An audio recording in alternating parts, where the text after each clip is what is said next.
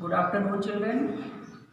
प्यारे बच्चों, पिछले वीडियो में अर्थात भाग नंबर 2 वाले वीडियो में मैंने आपको बताया था कि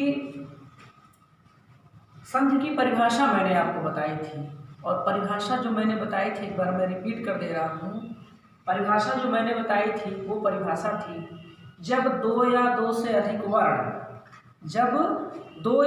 अधिक वर्ण आपस में मिलते हैं तो उनके बीच एक विकार उत्पन्न होता है, उसी विकार को हम संधि कहते हैं।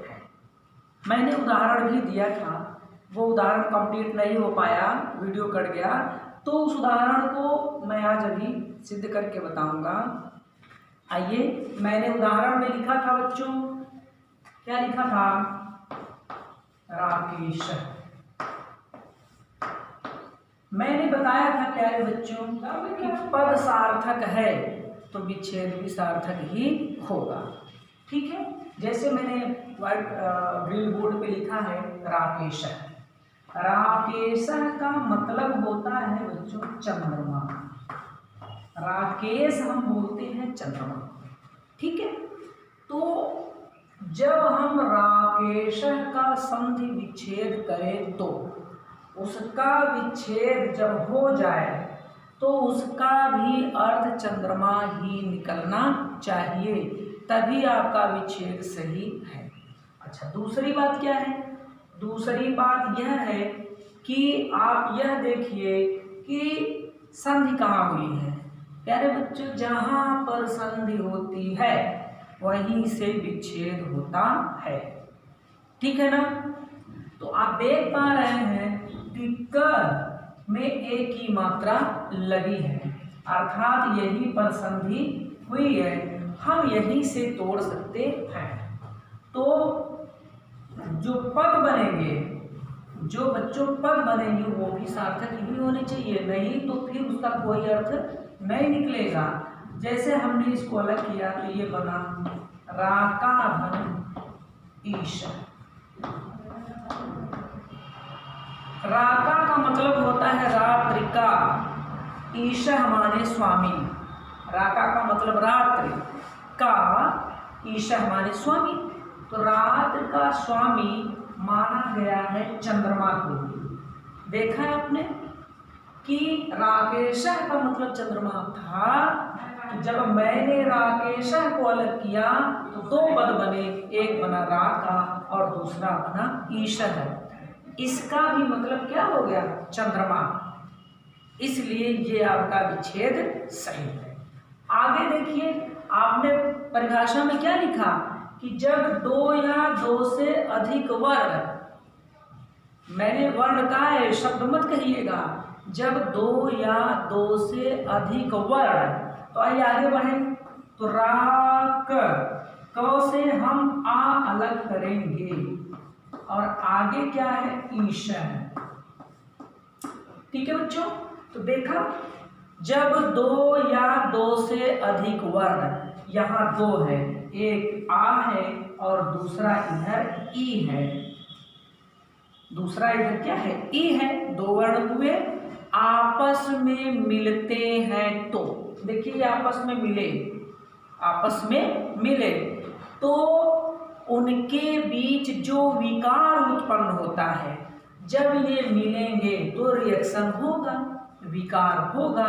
अब आ और ई जब भी मिलते हैं, याद रखिएगा ये सारे नियम आपको बताए जाएंगे आगे। आ और ई मिलने से जो एक विकार होता है, जो एक नया वर्ण बनता है, वो है ए। तो जब आ और ई मिले तो यहाँ पर एक नया जो है वर्ण बना, और वो क्या बना? ए बना। तो बचा क्या क्या आप लिख के देख लीजिए। राक इधर बचा बच्चों और इधर बचा है श। ठीक है बच्चों, तो अब इसको हम मिला देते हैं तो बना क्या?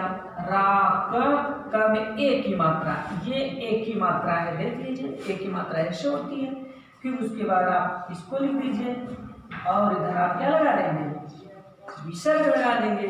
तो इस तरह से राकेश आपका जो है आपके परिभाषा के अनुसार सिद्ध हो गया। मैं फिर से एक बार परिभाषा पढ़ देता हूँ। परिभाषा क्या थी बच्चों कि जब दो या दो से अधिक वर्ण आपस में मिलते हैं तो उनके बीच जो विकार उत्पन्न होता है, उनके बीच जो विकार उत्पन्न होता है उसे संधि कहते हैं। मैंने एक उदाहरण देकर के आपको सिद्ध करके बताने का प्रयास किया। ठीक है बच्चों, अब हम आपको बताएंगे संधि के प्रकार। ठीक है बच्चों, संधि के प्रकार। इसी वीडियो में हम आपको संधि के प्रकार भी बता देते हैं। संधि के प्रकार आप इसे ध्यान से पढ़ेंगे तो यह हिंदी और संस्कृत दोनों में काम आपका बन जाएगा, दोनों में काम करेगी। ठीक है, और सबसे बड़ी बात, कोई भी कंपटीशन देंगे संधि तो पूछी ही जाती है, इसलिए ऐसा मत सोचिएगा कि यह आपके लिए इम्पोर्टेंट नहीं है। आइए आगे देखते हैं। जब संधि के प्रकार की बात आएगी तो आपको 3 तरह की संधि पढ़ने को मिलेगी। 3 तरह की। नंबर 1 कौन सा? आपको पता होगा, प्रीवियस कक्षाओं में आपने पढ़ा होगा, स्वर संधि। ठीक है। दूसरा आपने पढ़ा होगा बच्चों व्यंजन संधि। कौन सी संधि बच्चों? व्यंजन संधि। ठीक है। और आपने तीसरा पढ़ा होगा बच्चों विसर्ग संधि। विसर्ग संधि।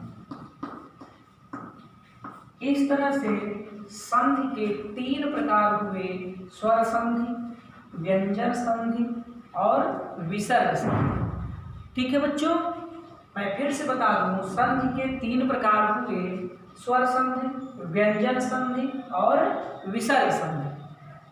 अब हम आपको अगले वीडियो में स्वर संधि किसे कहते हैं और इसके कितने भेद होते हैं, व्यंजन संधि किसे कहते हैं और विसर्ग संधि किसे कहते हैं, इसकी विस्तार से चर्चा करेंगे। सबसे इम्पॉर्टेंट जो आपके कक्षा 9 और 10 में है वो है स्वर संधि। उसके बाद थोड़ा सा इम्पॉर्टेंट व्यंजन संधि है। ठीक है, तो इन्हीं दोनों पर हम विशेष बल देंगे, विशेष रूप से पढ़ाएंगे। हालांकि पढ़ाई के दौरान मैं इसको भी बता दूंगा। ठीक है बच्चों, उम्मीद है आप सभी लोग ध्यान से पढ़ेंगे। हमने वीडियोस को बना करके आपके 9 और 10 के ग्रुप में डाल दिया है और लिंक डाला है बच्चों, इसलिए आप लिंक को ओपन करके आप ज़रूर पढ़ लीजिएगा, एक नोट्स बना लीजिएगा। ठीक है, स्कूल जब ऑफलाइन चलने लगेगी तो वो नोट्स हम आपको आपका चेक कर देंगे जी। और नोट्स बनाने के बाद आप रिवीजन ज़रूर करिएगा। अगर आपको कोई क्वेरी है, कोई ऐसी चीज़ जो आपकी समझ में ना आई हो, तो आप 9 और 10 वाला जो ग्रुप है उसमें कमेंट करके आप पूछ सकते हैं। लेकिन याद रखिएगा, जिस सर से पूछना हो उस सर का नेम भी राइट करिएगा। ठीक है बच्चों, उम्मीद करते हैं आपके समझ में आई होगी। ठीक है, धन्यवाद, थैंक यू।